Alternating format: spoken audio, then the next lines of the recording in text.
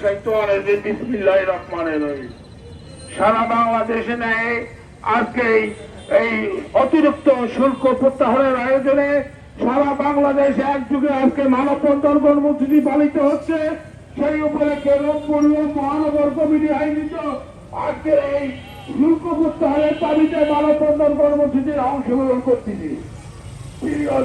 দেশবাসী, আপনাদের সবাইকে বলতে চাই, আমরা কি অপরাধ করেছি যে কেজি প্রতি 130 টাকা সরকারকে ট্যাক্স দিতে হবে? কেন আমরা ফলকে নষ্ট করতেছি? ফল কি দোষ করছে সরকারের?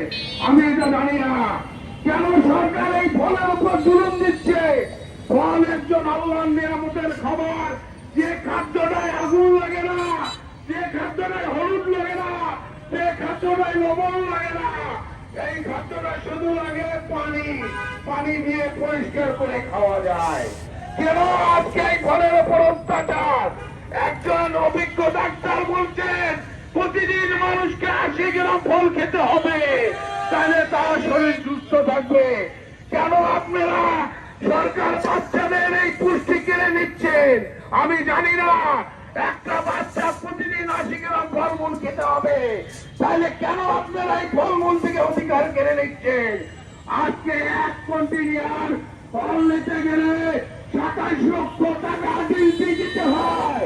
কি কারণে আমরা বুঝি না। আজকে আপনারা দিনে দিনে শুল্ক বাড়াইতে ফল ব্যবসাকে ধ্বংসের দিন ছেড়ে দিচ্ছে। এটা সঠিক না। তাই আমি সাধারণ জনগণ